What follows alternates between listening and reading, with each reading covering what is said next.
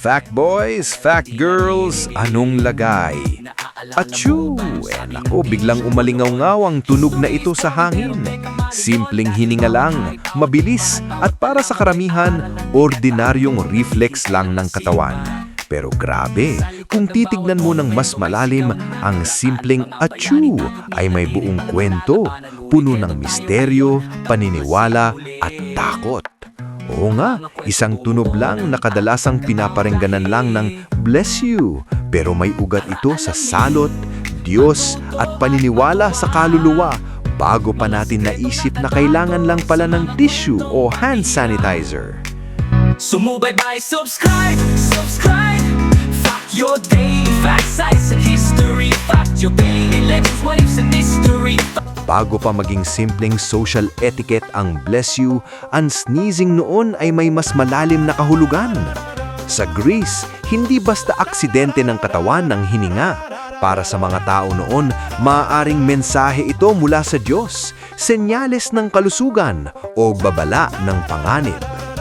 Pliny the Elder, isang Romanong manunulat noong unang siglo, ay naglaan ng espasyo sa kanyang aklat para sa sneezing. Para sa kanya, bawat pagbuga ng hangin ay may kahulugan. Baka umalis ang kaluluwa, baka pumasok ang masamang espiritu. Kaya may mga pamahiin na dapat agad takpan o pigilan ng hininga. Hindi para sa kalusugan, kundi para hindi manakawan ng espiritu ang katawan. Hay nako, nakakatuwang isipin na ang reflex na layon ay natural na lang, dati konektado sa metaphysical. Lumipat tayo sa Europa, at dito medyo nag-level up ang sneezing. Sa panahon ng salot, grabe, naging seryosong bagay ang achoo. Isipin mo, sa kalsada, isang hininga lang ay pwedeng tingnan bilang senyales ng panganib. Sa plague ng Justinian noong 541 AD, isa sa unang kilalang pandemya, ang sneezing ay isa sa mga simptomas. At hindi basta-basta ang reaksyon ng simbahan. Si Pope Gregory I ay nag-utos ng pagbibigay ng blessing tuwing may ubo o sneeze. Kaya nagsimula ang God bless you bilang proteksyon laban sa salot. Oo nga, para sa simbahan, simpleng salita lang, hindi. Panalangin at shield daw iyon laban sa panganib. Nakakatuwa, di ba? May halong superstition at paniniwala sa katawan. Pinaniniwala ang konektado ang sneezing sa puso, kaluluwa at kamalayan. Habang lumilipas ang panahon, unti-unti ring nagbago ang ritual ng blessing. Mula sa takot, naging social etiquette na lang. Iba-iba ang tugon sa sneezing sa iba't ibang bansa. Gesundheit sa Aleman, Salud sa Kastila, at sa Islam, Yarhamuk Allah, na ibig sabihin, naway maawa sa iyo ang Diyos. Kahit sa Hudaismo, may simpleng acknowledgement sa nag-sneeze bilang tanda ng respeto. Basta, pare-pareho ang layunin, acknowledgement, proteksyon, at pagiging magalang. Grabe! Simpleng hininga lang pero nagiging social glue. Ngayon, sa modernong medisina, syempre, reflex lang ang sneezing. Para sa katawan, ito ay paraan para itulak palabas ang irritant sa ilong, pollen, alikabok, mikrobyo. Uy, alam mo ba na ang bilis lang hangin sa bawat sneeze ay pwedeng umabot ng higit 100 kilometro kada oras? Hanep! Pero kahit hindi na kailangan ang bless you sa scientific perspective, nananatili itong mahalaga psychologically at socially. Study sa social psychology ay nagpapakita na ang simpleng acknowledgement ng sneeze ay nagpapakita ng empathy at social bonding. Parang subtle signal na, hey, concern ako sa'yo. Puwera biro, lalo itong naging malinaw sa panahon ng COVID-19. Bigla, bawat sneeze ay may bagong level ng awareness, alertness, hygiene consciousness, at mutual care.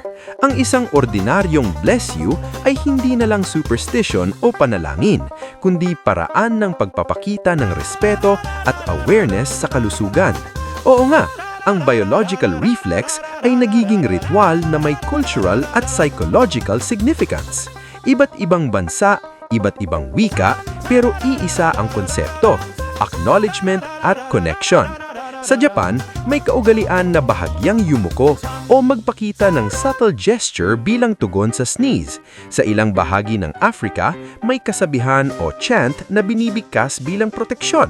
Sa bawat kultura, ang simpleng reflex ay nagkakaroon ng bagong layer ng kahulugan at ang kultura mismo ang nagbibigay bagong kahulugan sa biology. Aha! Grabe, di ba? Kapag tinitignan natin sa kabuuan, ang simpleng achoo ay parang crossroads ng kasaysayan, relihiyon, kultura, siyensya at psychology. Mula sa takot sa Diyos at spirits sa sinaunang panahon hanggang sa social etiquette at kabaitan noong Renaissance at sa siyentipikong pag-unawa at public health awareness ngayon, bawat sneeze ay may layered story. Ang mga tugon sa sneezing ay lens para makita ang human evolution, kung paano nagbago ang interpretasyon natin sa biology at paano nananatili ang social at emotional connections sa bawat hininga. Nyek, di ba nakakawaw? At sa huli, ang sneezing ay hindi lang reflex. Isa itong maliit na aksyon na naglalaman ng libu-libong taon ng kultura, relihiyon, medisina at social interaction. Grabe! Ang bawat tunog na achoo ay may kasamang kasaysayan at kahulugan. Isang paalala na kahit sa pinakaordinaryong bagay sa araw-araw, may nakatago tayong kamanghamanghang kwento ng tao at lipunan. Ang bawat bless you ay hindi lang courtesy. Ito ay continuation ng tradisyon, intersection ng science at social etiquette, at patunay ng human empathy na walang pinipiling panahon o lugar. Talagang nakakatuwa. Kaya tuwing makarinig ka ng achoo, subukan mong isipin. Isang simpleng hininga lang, pero sa likod nito ay may kasaysayan ng takot, paniniwala, ritual, social bonding at siyensya. Isang maliit na tunog pero puno ng kwento ng tao, isang simpleng reminder na ang ordinaryong bagay ay kadalasang extraordinary kapag tinitignan mo ang konteksto. Nyek, di ba? At bago tayo magtapos, comment nyo sa baba kung ano ang term na ginagamit nyo sa bless you. Sayang kung hindi natin pag-usapan. Yan ang tatak ng bawat video kasi sa Factyo, learning feels like a show. Tara alamin, matuto at matuwa, mga sikretong nakatago sa mga kwentong pambihira. Sumubaybay, subscribe, subscribe. Your daily facts, science and history. Fact your daily legends, what is in mystery. Fact your daily bawat araw.